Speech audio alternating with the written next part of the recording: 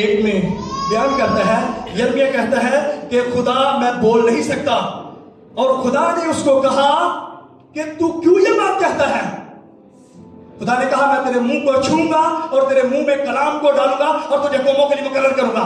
मैं अब एक बात आपसे कहना चाहता हूं, जब हम खुदा के साथ अपने रिलेशन को, अपने रिश्ते को कायम रहते हैं, मैं विश्वास से इस बात को कहता हूं, ये जो आयत है, मैं इस आयत के मुताबिक खुदा से कहना शुरू किया, खुदा मैं बोल नहीं सकता क्योंकि मैं बच्चा हूं, लेकिन खुदा ने कहा कि मैं तेरे मुंह में अपने कलाम को डालूंगा और तुझे कौमों के लिए मुकर्रर करूंगा। और खुदा से कहा, खुदा कल का दिन, कल के हाल में तू खुदा मुझे मुकर्रर करने जा रहा है। और मैं विश्वास से इस बात से आपको इनकरेज करता हूं, आज के बाद आप अपने दिल में ये बात मत सोचे कि मैं बोल नहीं सकता, खुदा के कलाम से बयान नहीं कर सकता।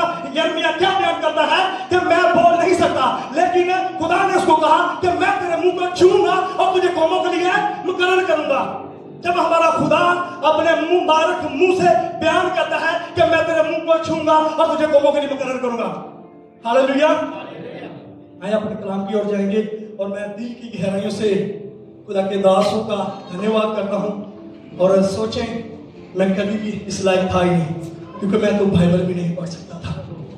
और खास मैं खुदा के दासों का धन्यवाद करता हूं कि जो इतने छोटे लोगों को खड़ा करते हैं। ये खुदा का आत्मा उनके अंदर बातचीत किया, जब उन्होंने मुझे कहा कि यूं भाई मेरे अंदर खुदा के रूह ने बात डाली है कि आप खुदा के कलाम से बोले, और इसलिए खुदा का धन्यवाद करता हूं। और दिल के गहराई से मेरी वाइफ की तरफ से सबको, जय मसीह की, पास्टर जी को भी, और खुदा की शुक्रगुजार करता हूं। आए हम अपने कलाम की ओर जाएंगे।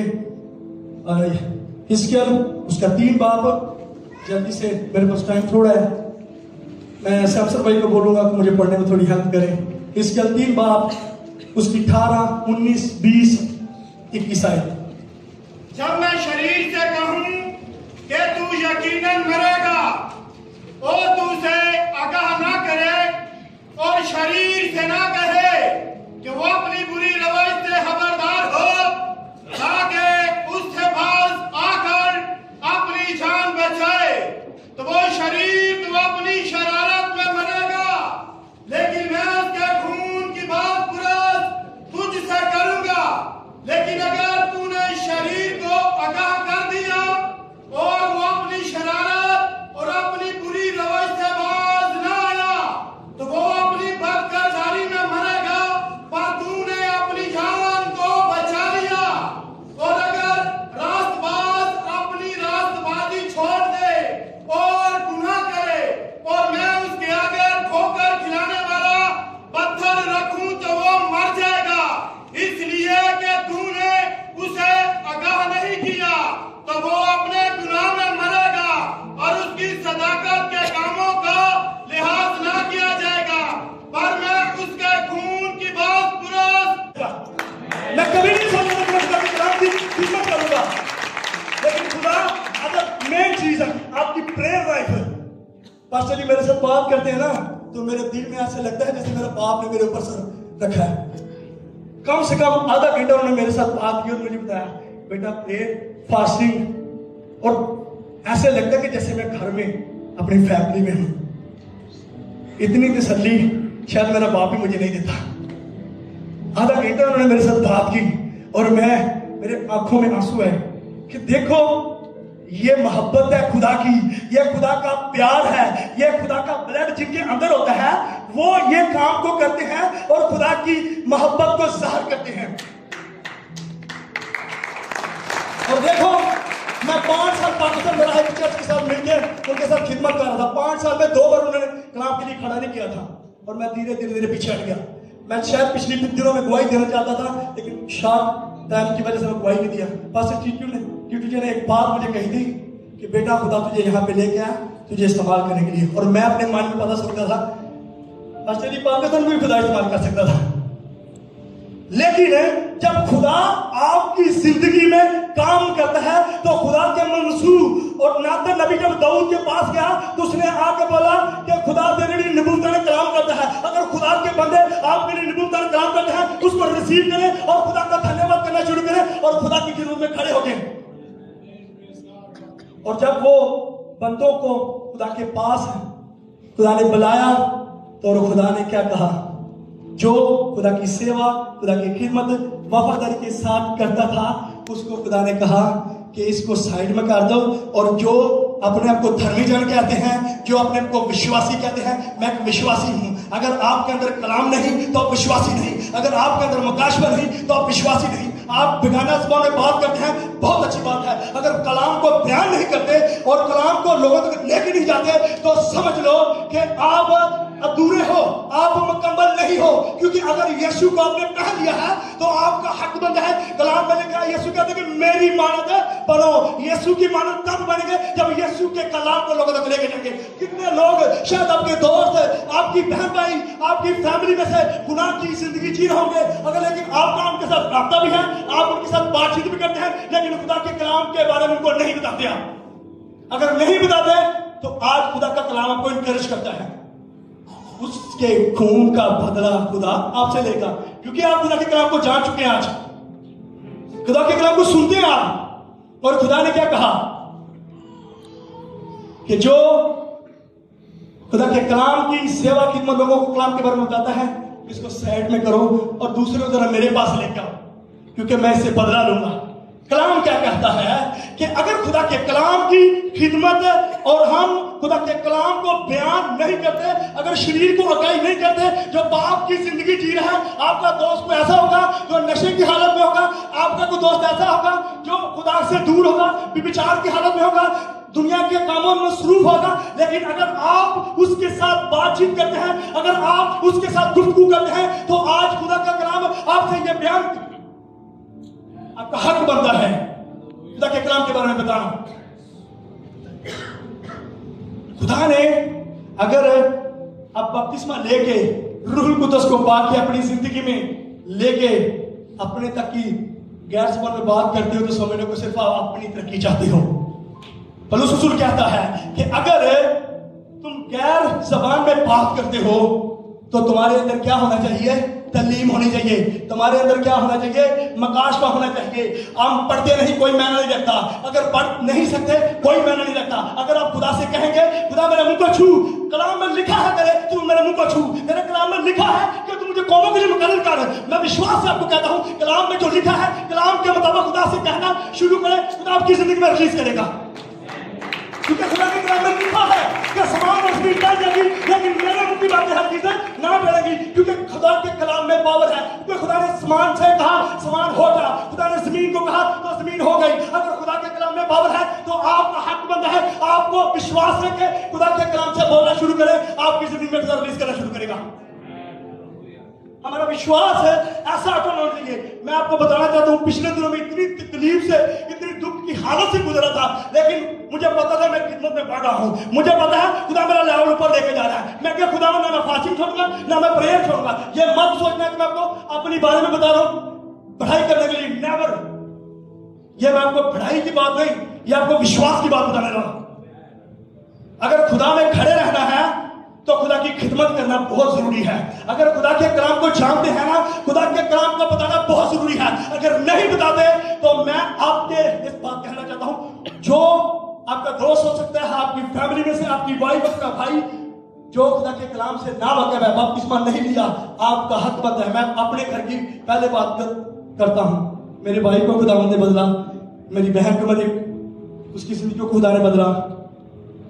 अगर मैं प्रीच करता हूं तो मेरा हक बनता, पहले मैं अपनी फैमिली में आपको बताना चाहता हूं। क्योंकि वचन में लिखा है एक खादम अपने घर का वो खुद बंदोबस्त करने वाला होना चाहिए। तो खुदावंद की शुक्रगुजारी करता हूं। टाइम जो हमारा थोड़ा रह गया है, पर फिर भी खुदावंद की शुक्रगुजारी करता हूं, क्योंकि जो खुदा हमारी जिंदगी में अपने कलाम को डालता है, जो खुदा हमारी जिंदगी में कलाम को डालता है, कई बार हम निकलते हैं लेकिन फिर भी शैतान हमें कमजोर करता है। कई बार हम बाहर निकलने की कोशिश करते हैं, शैतान कहता है कि छोड़ दे, तो बहुत थका हुआ है। लेकिन मेरे भाई को, अगर आप थके हो के, कलाम में लिखा है, कलाम में खुदा बयान करता है, आप बोझ के दबे हुए लोगों मेरे पास हो। जब आप ड्यूटी में सुबह जाते हो और बहुत ही जिम्मेदारी के साथ ड्यूटी करते हो, वो कहते हैं कि मेरी प्रेशर न लग जाए, मेरी गैर हाजिरी ना लग जाए, प्रेशर नहीं लगे। क्यों? सैलरी काटोगे, लेकिन खुदा जो हमारा जीवंत खुदा है, जिंदा खुदा है, कई तरह की तकलीफों से, कई तरह के दुखों से जो खुदा हमें निकाल के लेके आता है, तो उसका भी, उसकी हुजूरी में भी हाजिरी देना हमारा फर्ज बनता है। क्योंकि खुदा ने हमें ऐसे ही नहीं रखा, खुदा ने हमें ऐसे ही नहीं चुना। आप सबसे निराले हैं। अगर खुरूज में पढ़े तो खुरूज में लिखा है कि तुम सबसे निराली कौम है। आप आम लोग नहीं हैं, आप बड़े खास लोग हैं। आप रॉयल फैमिली से तल्लुक रखते हैं। रॉयल फैमिली कोई आम फैमिली नहीं है। रॉयल फैमिली सबसे अलग है। आपका तल्लुक दूसरों से अलग है। आपका देखना दूसरों से अलग होना चाहिए। आपका बातचीत करना दूसरों से अलग होना चाहिए। आपके चार चलने से लोग आपको जाने आपके अंदर खुदा की मोहब्बत है। आपके चार चलने से लोगों को पता चल जाए, लोगों की जिंदगी चेंज होनी चाहिए। क्योंकि आपकी गुफ्तगू, आपकी बातचीत पर निर्भर करता है। आप गुफ्तगू कैसी करते हैं, आप बातचीत कैसी करते हैं। अगर आप परमेश्वर के साथ जुड़े हैं तो आप परमेश्वर की बातें करेंगे। अगर परमेश्वर के कलाम को जानते हैं, परमेश्वर के कलाम के बारे में लोगों को बताएंगे। क्योंकि आप खुदा के कलाम के मुताबिक अपनी जिंदगी को बिता रहे हैं। खुदा के कलाम के मुताबिक खुदा की जिंदगी को चला रहे हैं। खुदा के कलाम के मुताबिक जब अपनी जिंदगी को लेकर चलेंगे तो जो आप चाहते हैं वो खुदा आपको जरूर देगा। 2-2.5 साल पहले मैं घर के बारे में, हर चीज के बारे में सोचता था, लेकिन जब से खुदा ने कलीसिया शुरू की 3 महीने हो गए, अभी खुदा ने बहुत हमारी कलीसिया को बढ़ा रहा है। मैं पास्टर से बात कर रहा था, पास्टर जी आ जाओ। लेकिन इसका मतलब क्या है? पास्टर जी मुझे एक बात बोलते, बेटा प्रेयर और फास्टिंग बहुत जरूरी है। क्योंकि मैं बताना नहीं चाहता, लेकिन जरूरी है। वो कितनी मेहनत हमारे पीछे करते हैं। कम से कम 3000 रुपया उधर का रेंट दिया रूम का। ये हमारा फर्ज बनता है कि हम खुदा के कलाम के मुताबिक सारे कानूनों को मानना हमारे लिए जरूरी है। क्योंकि कलाम में लिखा है ना, जो कलाम में लिखा है तो कलाम के मुताबिक चलना भी जरूरी है। अगर कलाम के मुताबिक नहीं चलते तो समझ लो हम रोंग चल रहे हैं। जब खुदा ने दूसरे को बोला इसको क्या करो, साइड पे करो, इससे मैं अपना बदला दूंगा। क्योंकि ये दुनिया में रहते हुए प्रेयर कर रहा था, फास्टिंग कर रहा था, वचन को पढ़ रहा था, सिर्फ किसके लिए? अपने लिए। लेकिन दूसरा जो है मेरी खिदमत को, मेरे कलाम को लोगों तक पहुंचा रहा था। क्योंकि उसने खुदा के कलाम को जान लिया था, क्योंकि उसने खुदा के कलाम के बारे में जान लिया था। मैंने जब से खुदा के कलाम को जानना शुरू किया, कलाम को रीड करना, पढ़ना शुरू किया, मेरी दूसरी बात, प्लीज ये मत कहना कि मैं पढ़ाई कर रहा हूं विश्वास के बारे में। मेरी दूसरी बार बाइबल कंप्लीट होने वाली है। क्योंकि कलाम को जितना पढ़ेंगे खुदा आपको हिकमत देगा। क्योंकि खुदा के कलाम में लिखा है, अगर तुझ में हिकमत की कमी है तो मुझसे ले लो। खुदा के कलाम में जब लिखा है तो खुदा के कलाम के मुताबिक खुदा से कहना शुरू करे, खुदा के कलाम के बारे में खुदा से बातचीत करना शुरू करे। खुदा ये तेरे कलाम में लिखा है, तेरे कलाम में लिखा है कि मैं अनबुद्धि आदमी हूं। तेरे कलाम में लिखा है कि अगर तुम्हें हिकमत की कमी है तो मुझसे ले लो। आप सोचते हैं कि मैं कलाम को बोल नहीं सकता, बता नहीं सकता, किसी भाई के पास जाऊंगा। खुदा से सब कुछ नामुमकिन हो सकता है जो आप सोचते हैं। किसी भाई को कलाम के बारे में कैसे बताऊंगा?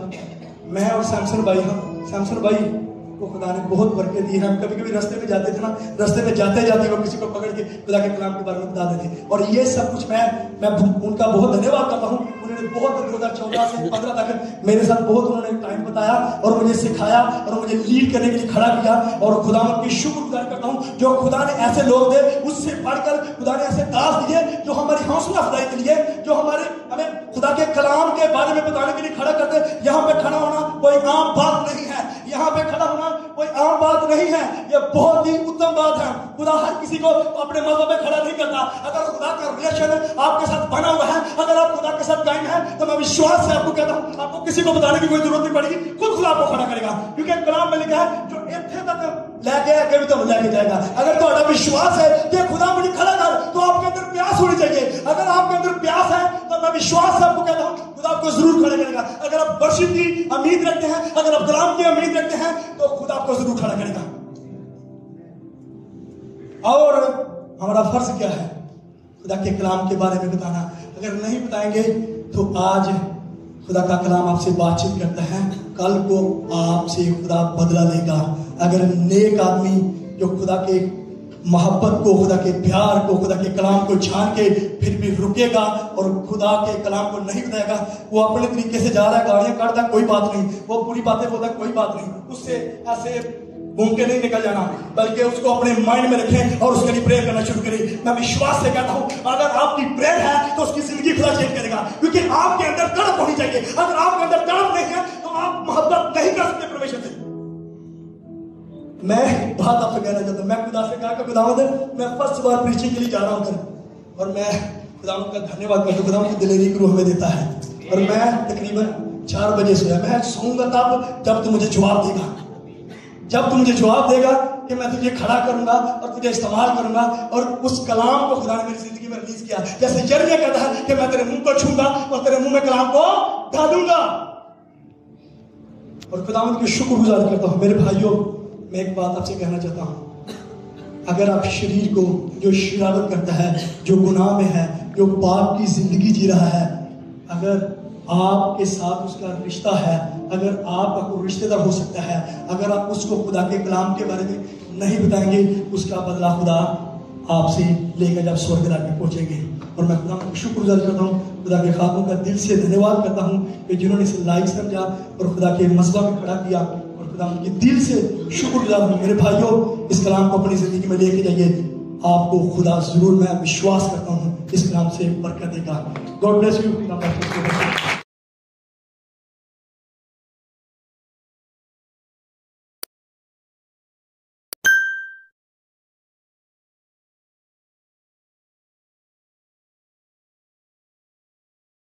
हालेलुया।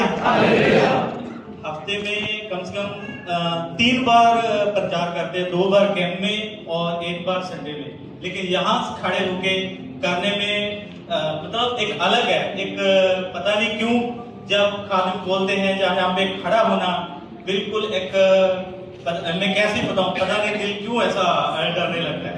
हालेलुया। वहां पे ऐसा कभी नहीं होता, लेकिन यहाँ पे जहाँ पे हम शुरू से रहते हैं फिर भी एक ऐसा होता है। प्रभु भाई अजूब को एक सामर्थ के साथ इस्तेमाल कर रहा था। परमेश्वर का धन्यवाद कर, परमेश्वर की आत्मा मुझे भी शुरू से जब आ रही, शुरू की गीतों के द्वारा, कलाम के द्वारा। बीते हफ्ते में भाई अजूब भी मेरे पास आए थे, बड़ी सामर्थ से परमेश्वर ने उन्हें भी वहां पे ज्ञाति में इस्तेमाल किया। हालेलुया।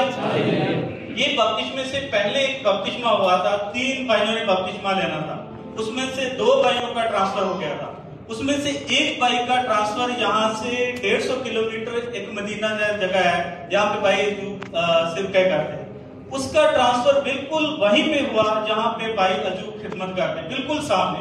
और उससे आगे 100 किलोमीटर जाएंगे, ज्ञाति में भी एक मसीही संगति ब्रांच, एक मसीही संगति कलीसिया। मैं क्यों बता रहा हूँ, कहने का मतलब अब की बहुत सारे भाइयों का ट्रांसफर होता है, किसी भी भाई का जहाँ पे ट्रांसफर हो। हालेलुया। ये अबू धाबी के हर कोने में आपको एक कलीसिया ढूंढने की, जैसा संगति ढूंढने की जरूरत नहीं, आपको मसीही संगति वहां पे मिलेगी। अबू धाबी के कोने में, बाकी भी एमिरेट्स में, जब परमेश्वर के खातून हम के लिए मेहनत इसलिए करते, इसलिए तैयार करते, हम जहाँ पे ट्रांसफर हो, किसी भी एमिरेट्स में हो, कहीं पर भी हो, हालेलुया, हमें कलीसिया ढूंढने की जरूरत नहीं है। परमेश्वर ने हालेलुया इस कलीसिया में रखकर मुझे नहीं, हम में से एक एक को तैयार किया। हम खुद अपनी हालेलुया संगति शुरू कर रहे हैं। परमेश्वर के दास दुआओं में पीछे आके हमको हर तरह से सपोर्ट, मदद करने के लिए तैयार है। हालेलुया। मैं भी और खातून यही दुआ करते हैं कि यूएई में हर जगह में परमेश्वर का कलाम हर जगह में पहुंचे। हालेलुया। परमेश्वर का नाम का शुक्रिया अदा करता हूँ, धन्यवाद देता हूँ। हालेलुया। आइए हम आज के कलाम के लिए देखेंगे। मेरे साथ आप निकालिए जबूर नंबर 1 उसका 3 आयत। कोई भी भाई उर्दू में या हिंदी में मेरे लिए कलाम से बात। वो उस दरख्त की मानद होगा जो पानी की नदियों के पास लगाया गया है, वह अपने वक्त में फलेगा, जो अपने वक्त पर फलता है और जिसका पत्ता भी नहीं मुरझाता। तो जो कुछ वो करे बार बार होगा। और शरीर ऐसे नहीं, बल्कि वो भूसे की मानद जिसे हवा उड़ा ले जाती है। बस हिंदी में भी एक भाई प्लीज पढ़ने में मत। वह उस वृक्ष के समान है जो बहती नालियों के किनारे लगाया गया है और अपने क्षेत्र में फलता है और जिसके पत्ते कभी मुरझाते नहीं। इसलिए जो कुछ वह पुरुष करे वह सफल होता है। इसलिए जो कुछ वह पुरुष करे वे सब सबक होता है। हालेलुया। मैं प्रार्थना कर रहा था, जैसे भाई अजूब ने भी बताया, प्रार्थना करते वक्त परमेश्वर की रूह हालेलुया मुझे यही वचन की तरफ अगवाही कर रहे थे। तो देखिए यहाँ पे हम सब ने कलाम जो काफी बार सुना है, पढ़ा है, लेकिन जब हम पढ़ते हैं वहां पे क्या लिखा है? वह उस वृक्ष के समान है जो बहती नालियों के किनारे लगाया गया है। हालेलुया। यहाँ पे लिखा है वो उस एक इंसान के बाद एक पुरुष के बारे में लिखा है, वो उसके समान है जो बहती नालियों के किनारे लगाया गया है। हालेलुया। मैं सिस्टर को कहता हूं कि थोड़ा यहाँ पे स्क्रीन पे दिखाइए। ये चीज को जब पढ़ते वक्त मैं इमेजिन कर रहा था कि पानी बह रहा था और उसके किनारे एक, आप जहां पे देखेंगे, हाँ देखिए पानी का नालियां बह रही है, वहां पे एक पेड़ लगा। हालेलुया। परमेश्वर की आत्मा देखिए क्या बता रही है, ये जो नाली के किनारे पेड़ लगा हुआ है, परमेश्वर कहती वो उस वृक्ष के समान होगा जो बहती नालियों के किनारे लगाया गया है। हालेलुया। अपने आप उगा नहीं है, अपने आप हुआ नहीं है। जब जंगल में होते ना पेड़ अपने आप उगते हैं, अपने आप हो जाता, ये अपने आप नहीं होगा, ये किसी ने खुद पानियों के पास, बहते पानियों के पास किसी ने लगाया है। हालेलुया। किसी ने लगाया है। हालेलुया। और आगे लिखा है जो बहते पानियों के पास लगाया है अपने समय में फलता है, उसके पत्ते मर जाते हैं। हालेलुया। लेकिन शुरू में जब पढ़ते हैं हालेलुया, यहाँ सब कुछ सही लगता है, लेकिन परमेश्वर के कलाम में देखिए आत्मा ने कैसे लिखा है, वह उसके समान, उस पुरुष के समान। शुरू में लिखा है वह, मतलब ऐसा एक पुरुष यदि होना है, उसमें कुछ काबिलियत भी होना है, वो किसी के समान भी होना है। ये परमेश्वर की आत्मा जब कहती है कि वो पुरुष उस पुरुष के समान होगा जो एक बहती नालियों के समान पास लगाया गया है। हालेलुया। वह मतलब किसके बारे में लिखा है? हालेलुया। अभी मेरे साथ एक आयत को पढ़िए। हालेलुया। उसी जबूर का एक आयत को पढ़िए।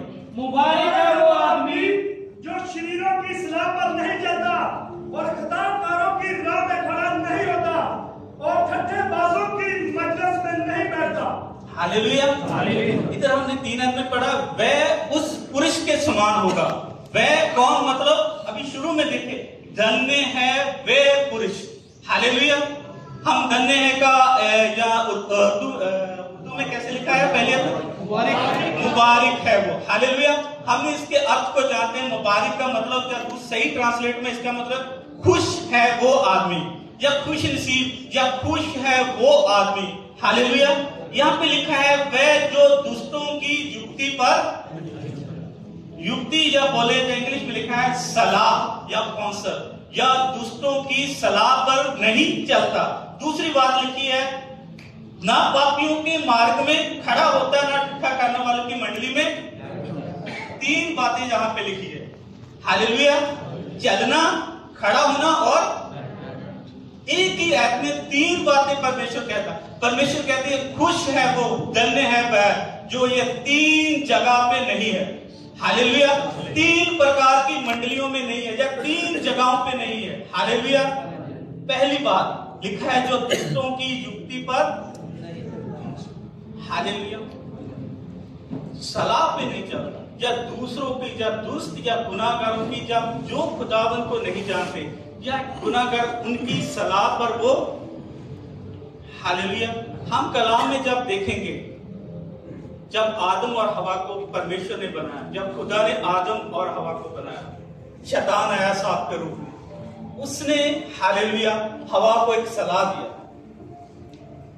उसने एक सलाह, ये जो फल लगा है परमेश्वर ने तुझे मना किया खाने को। हालेलुया। ये उसने एक सलाह दिया, तुम इसे क्यों नहीं खाते? एक बहकावा, एक सलाह दिया, यदि तुम इसे खाओगे तो तुम परमेश्वर के समान।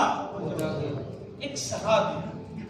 उसने उसकी बात को सुना और उस फल को ध्यान से देखा। उस एक सलाह से हम सब जानते कितना, हालेलुया, वो लोग परमेश्वर की हजूरी से या गुनाह में जब खुदा के कितना दूर, सिर्फ एक छोटा सा सलाह। हालेलुया। मैं एक टेस्टमनी बताना चाहता हूँ। 2014 में मेरी शादी से पहले मेरा भी ट्रांसफर जहाँ भाई अजूब रहते हैं मदीना जैद में हुआ। तकरीबन 2.5 साल मैं भी रहा हूँ, इससे एक लिसा आता था। तो एक बार मैं ड्यूटी से आया तो बहुत दर्द मेरे पेट में हुआ, इतना ज्यादा दर्द हुआ, मैं ड्यूटी पे नहीं गया। तो मैंने मेडिसिन ली, दूसरा दिन उससे भी ज्यादा दर्द होने लगा। तो मैं डॉक्टर के पास गया, डॉक्टर ने स्कैन किया, बोला 2 स्टोन है, तो ऐसा निकालना पड़ेगा, ऐसा ऑपरेशन करना पड़ेगा, या कैसे भी करके उन्होंने थोड़ा मेडिसिन दे दिया। मैं बोला कि मैं इसके बारे में सोचेगा, आप मुझे दवाई दो। मैं रूम में आया, दवाई खाता, फिर भी दर्द, बिल्कुल भी हिल नहीं सकता। तीसरे दिन भी ऐसे दर्द।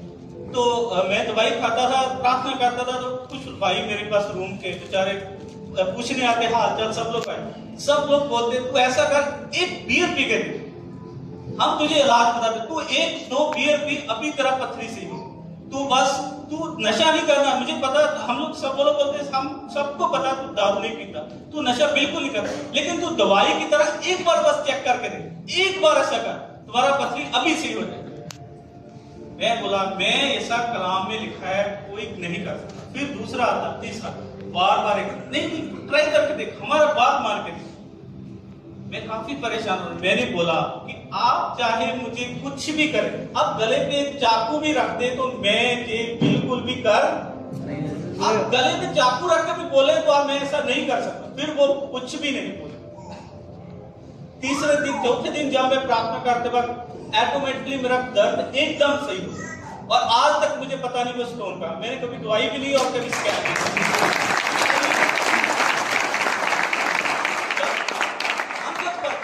मार्ग में चलते हैं, रास्ते में चलते हैं, हमको सलाह मिलती है, हमको लोग आते हैं, तू ऐसा करके दे, तू ये करके दे। हालेलुया। मेरा भाई काफी बीमार है, काफी मुश्किल, मेरी कजन सिस्टर ने आके बोला तू एक बार इस जगह में जाकर, तो कलीसिया में जाओ, कोई बात नहीं, एक दिन में आपको जाने में क्या फर्क है, आप एक पापा के पास वहां जाके थोड़ा प्रार्थना करके देखो। हालेलुया। लोग आपको मिलकर क्या करेंगे, सलाह देंगे, तू करके दे। हालेलुया। लेकिन परमेश्वर का क्या होता है, खुश है वो, धन्य है वो जो दूसरों की युक्ति पर या दुष्टों की युक्ति पर हालेलुया। दूसरी बात, पापियों के मार्ग में खड़ा हालेलुया। ये भी एक मैं बात यही महीने की बताना चाहता हूँ। एक भाई यहाँ कलीसिया में भी आया, रेगुलर वहां कलीसिया में आता है ज्ञाति में, भाई गुलशन, मसीह में पैदा हुआ, प्रभु से दूर था, प्रभु को कबूल नहीं किया। हर हफ्ता में कलाम से बताता था, हर हफ्ता कि तुम मन फिराओ, तौबा करो, लेकिन वो तैयार नहीं था।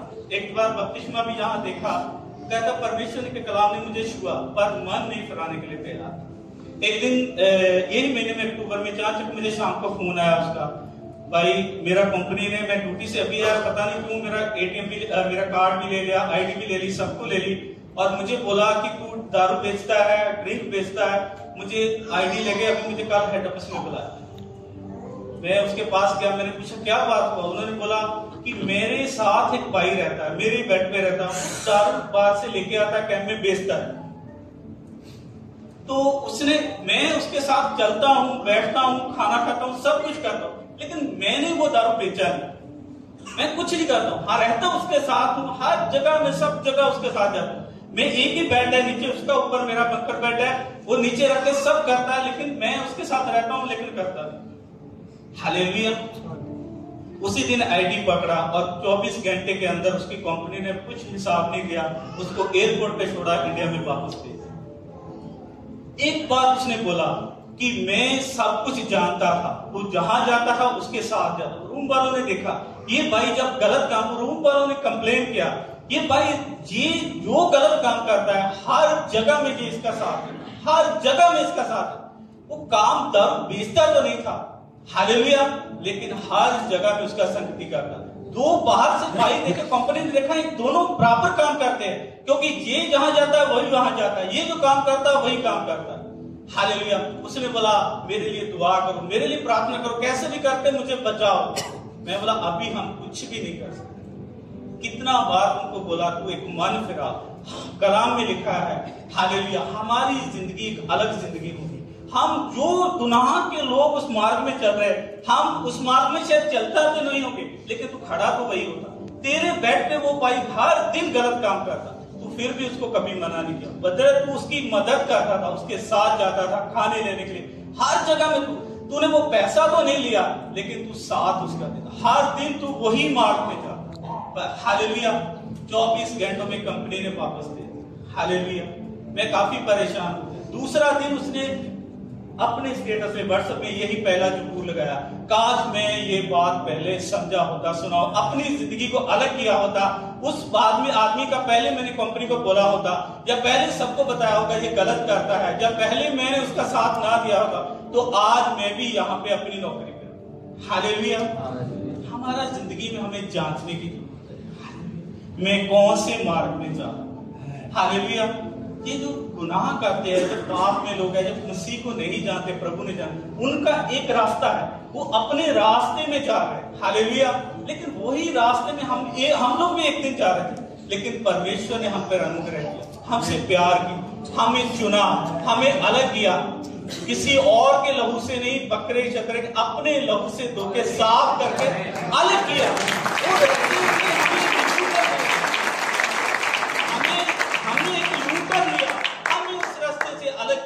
लेकिन वापस जब हम उस रास्ते पे खड़ते हैं, हालेलुया, यहाँ पे क्या लिखा है, धन्य है वह जो पापियों के मार्ग में खड़ा। हालेलुया। तीसरी बात, ना ठट्ठा करने वाले की मंडली में। हालेलुया। परमेश्वर की आत्मा 3 जगहों के बारे में खास, उसमें से तीसरी जगह जहां पे हमको नहीं बैठना, तिरस्कार करने वाले, मजाक करने वाले। हालेलुया। जब मैं ये बात सोचता था तो मेरे पास वो 2 डाकू याद है। यीशु मसीह को जब क्रूस पे लेके जा रहे थे, शुरू में सब लोग, हमने कलाम से बहुत बार सुना, सब लोग मजाक कर रहे हैं, सिपाही भी मजाक कर रहे हैं, वहां के जो जाजक है, सब लोग प्रभु यीशु मसीह के बारे में मजाक उड़ा रहे हैं। यदि तू मसीह है तो अपने आप को नीचे है। ये दोनों डाकू भी उसके बराबर ठट्ठा मजाक में उड़ाना शुरू, तो अपने आप को भी बचाओ और हमें भी। लेकिन उसमें से एक डाकू ने, हालेलुया, जब थोड़ी देर बाद जाना, हम लोग तो जो किया है उसकी सजा पा रहे हैं, लेकिन ये अलग है, ये जो हमारे साथ सेंटर में क्रूस पे अटकाया गया, ये अलग है। हालेलुया। हालेलुया। उसने अपने आप को वो पूरे झुंड में से, उस पूरी मंडली से, उस पूरे रास्ते में जाने वाले जो मजाक कर रहे थे, सिपाही, सबसे अलग किया। उसने कहा, हे प्रभु, जब तू अपने राज्य में आई तो मुझे, उस दिन उन सब में से एक ही स्वर्ग में गया। हालेलुया। जिसने उस मंडली से अपने आप को, बहुत बार हम सच्चाई जानने के बाद भी वही मंडली में शामिल रहे। हालेलुया। अपने आप को उसने अलग किया उस दिन। हालेलुया। ज्यादा समय नहीं था उसके पास, शायद 1 घंटा, शायद आधा घंटा, लेकिन जब उसने जाना, हम तो जो किया उसका दंड पा रहे हैं, लेकिन ये अलग बात कर रहा है, ये जो है अलग है। हालेलुया। इस पे जो तख्ती लटकाई गई है, वहां पे राजा लिखा, ये वाकई राजा है। उसने कहा, जब तू प्रभु अपने राज्य में आए तो मुझे, प्रभु ने कहा, आज ही तू मेरे साथ। जो उस मंडली में नहीं बैठता, एक सीट है वो जहां ठट्ठों करने वाली, तिरस्कार करने वाली मंडली में। हालेलुया। खुदा कहता है, धन्य है वो, खुश है वो जो ये 3 प्रकार के कामों को, आगे बढ़िए दूसरी है, बल्कि खुदावंद की शरीयत में उसकी खुशनुदी है और उसकी शरीयत पर दिन रात उसका ध्यान रहता है। परंतु उसका ध्यान कहाँ रहता है? उसकी शरीयत पे, उसकी व्यवस्था क्या है? पहली 5 किताबों नहीं, बल्कि शुरू से लेकर आखिर तक उसका कलाम, उसका ध्यान। हालेलुया। जहां पे पापी मार्ग में जाते हैं उसका ध्यान वहां नहीं, उसका ठट्ठा करने वाली मंडली में नहीं, उसका बैठने में ध्यान, उसका ध्यान परमेश्वर के, उसकी खुशी कहाँ है, वो मगन कहाँ रहता है? परमेश्वर के कलाम में। हालेलुया। रात दिन मतलब 24 घंटे उसका ध्यान कहाँ रहता है? वो उसके समान है जो बहते नालियों के पास, अलगताई का जीवन। उसी के लिए ये लिखा गया है कि उस पुरुष के समान है। मेरे साथ एक आयत, मेरा टाइम भी होगा, जल्दी से 2 Corinthians 1 आयत हम पढ़ेंगे। 2 Corinthians 6:17। 2 Corinthians 6:17। इस वास्ते खुदावंद फरमाता है कि उनमें से निकल कर अलग रहो और नापाक चीज को ना छुओ, तो मैं तुमको कबूल कर लूंगा। निकलो और हालेलुया, पापियों के मार्ग से, इकट्ठा करने वालों के, हालेलुया, दुष्टों की जुक्ति से, उनमें से निकलो, अलग रहो और मैं तुमको क्या करूंगा, ग्रहण करूंगा। मैं तुमको, हम उनके बीच में रहते हैं। क्या हमारी जिंदगी एक अलगता की जिंदगी है? हमारा चलना जैसे जो हमारा उठना बैठना चाल चल, क्या अलगता का जीवन है हमारा? हालेलुया। जब हम इस प्रकार का जीवन जीते हैं, प्रभु कहता है मैं तुमको कबूल, हालेलुया। तीसरी आयत को हम एक बार फिर से पढ़ेंगे। वो दरख्त की मानित होगा जो पानी की नदियों के पास लगाया गया है, जो अपने वक्त पर फलता है, जिसका पत्ता भी नहीं मुरझाता। सो जो कुछ वो करे बार बार होगा। हालेलुया। तीन प्रकार का मैंने जल्दी से आपको बात बताया मैंने, हालेलुया। जो यहाँ पे खड़ता नहीं, जहाँ पे बैठता नहीं, वहां पे चलता नहीं, उसका ध्यान परमेश्वर के कलाम पे लगा, उसको खुशी आनंद उसी पे मिलता है। वो उस वर्ष के समान है जो बहती के नारियों के लगाया गया, बहती नारियों के किनारे, हालेलुया। उसके पत्ते कभी भी मुरझाते, हालेलुया। ये पानी किस चीज को दर्शाता है? बहता हुआ पानी। कलाम में यदि पढ़ेंगे पवित्र आत्मा को, पवित्र आत्मा को दर्शाता है। जब सामरी स्त्री को यीशु मसीह से मुलाकात हुई, यीशु मसीह ने कहा मैं तुझे वो जल दूंगा, हालेलुया, जिससे तू अनंत जीवन तक प्यासी नहीं होगी, बल्कि तेरे अंदर से एक सोता बन जाएगा जो अनंत जीवन तक उमड़ता।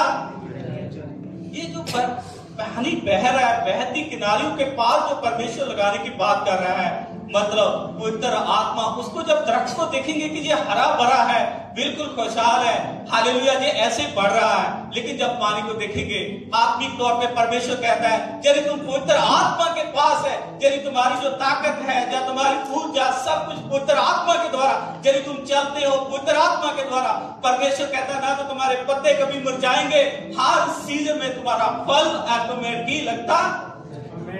हालेलुया। ये परमेश्वर की आत्मा और एक्सप्लेन से बताती है। जर्मिया मेरे साथ निकालें जल्दी जल्दी, जर्मिया उसका 17 बाब,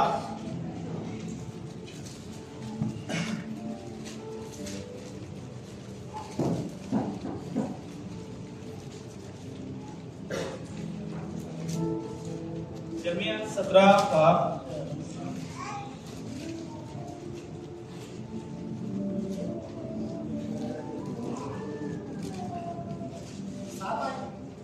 हाँ जी।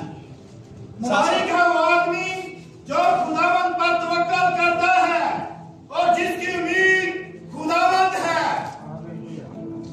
8 को भी पढ़ती है। क्योंकि वो उस दरख्त की मानित होगा जो पानी के पास लगाया जाए और अपनी जड़ दरिया की तरफ फैलाए, और जब गर्मी आए तो उसे कुछ खतरा ना हो, बल्कि उसके पत्ते हरे रहे और खुशहाली का उसे कुछ खौफ ना हो और फल लाने से बाज ना रहे।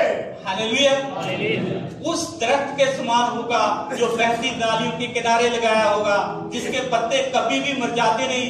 कलाम में इधर लिखा है चाहे दाम आए, चाहे गर्मी आए, चाहे पतझड़ आए, कुछ भी आए, ये हमेशा फलता रहेगा, इसके पत्ते कभी मुरझाते नहीं है। ज़बूर 92 में लिखा है, हालेलुया, बूढ़ा होने पर भी ये दरख्त रस भरा, हालेलुया, ऐसे ही फ्रेश फलदार ऐसे ही रहेगा। यदि हम अलग तरह का जीवन जीते हैं, हालेलुया, यदि हम, हालेलुया, हमारा चाल चलन, हमारा जैसे हमने गीत भी गाया, उठना बैठना और चलना हमारा परमेश्वर को पाता है, तो परमेश्वर हमें उस दरख्त की समान बनाता है जो बहती नालियों के किनारे लगाया गया है, हालेलुया, जिसके पत्ते कभी भी मुरझाते। परमेश्वर हमारे जीवन को ऐसे ही छू के आशीषित करेगा। हालेलुया। खुदा हम सबको बरकत दे।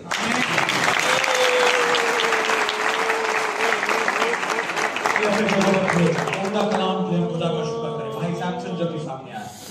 शुक्रिया, शुक्रिया को कबूल करें। मेरे पास इतना वक्त नहीं कि मैं उसको बयान करके